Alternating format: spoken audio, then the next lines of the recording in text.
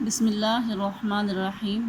پیارے بچوں، آج ہم حدیث نمبر 1 بھی پڑھیں گے، لیکن حدیث پڑھانے سے پہلے میں آپ کو حدیث کے بارے میں مختصر سا تعارف حدیث کا کرانا چاہتی ہوں کہ حدیث کہتے کسے ہیں۔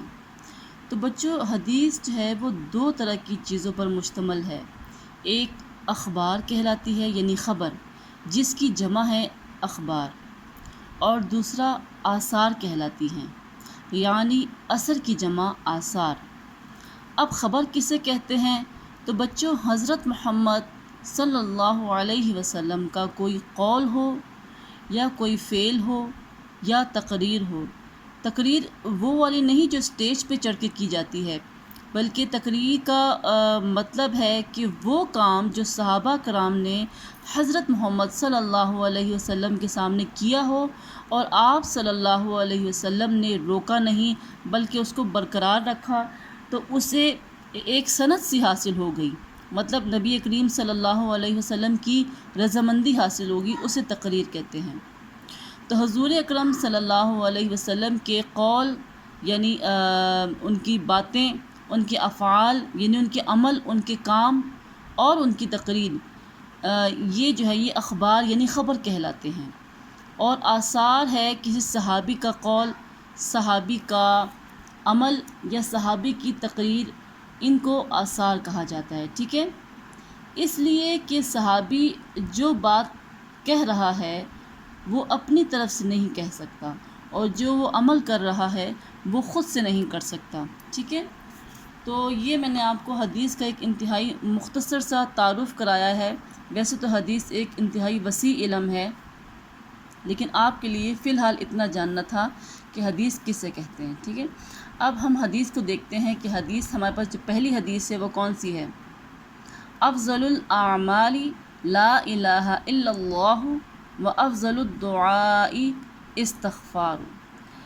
اس حدیث کو 2 حصوں میں تقسیم کیا گیا ہے۔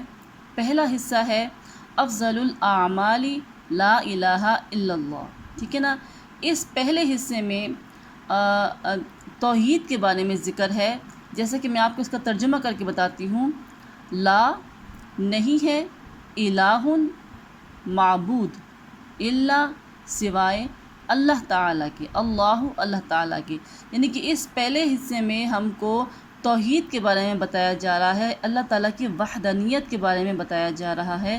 ہمیں بتایا جا رہا ہے کہ اللہ تعالیٰ کے سوا اور کوئی معبود نہیں، یہ کائنات بنانے والا اور اس کائنات کے نظام کو چلانے والا، اس کائنات کے ہر ذرے کو بنانے والا صرف اور صرف اللہ تعالیٰ ہے۔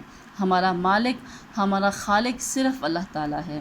آپ روز نماز پڑھتے ہیں، نماز میں آپ سورہ اخلاص کی تلاوت کرتے ہیں، تو سورہ اخلاص میں بھی اللہ تعالیٰ کی وحدانیت کو، ان کی کہتے ہیں معبودیت کو بڑے واضح الفاظ میں بیان کیا گیا ہے کہ کہہ دو، پہلے میں اس کی عربی آپ کو سنا دیتی ہوں۔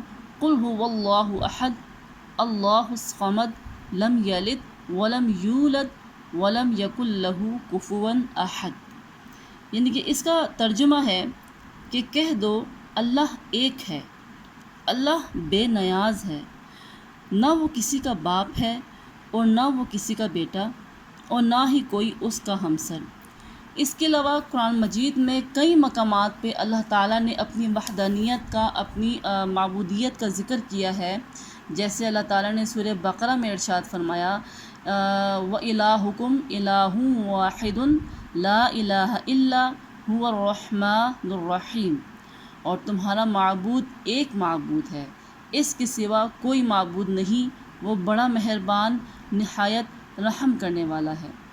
لا الہ الا اللہ، یعنی کہ اللہ تعالیٰ واحد ہے، اس کا کوئی شریک نہیں، اس جیسی خوبیاں کسی کی نہیں، اس جیسی صفات کسی میں موجود نہیں، تمام جہانوں کا مالک، آخرت کا مالک، آخرت میں حساب کتاب اسی کے ہاتھ میں ہے، یعنی کہ یہ تمام جو اللہ تعالیٰ کی خوبیاں اور صفات ہیں، اس میں کوئی دوسری ذات شامل ہو ہی نہیں سکتی۔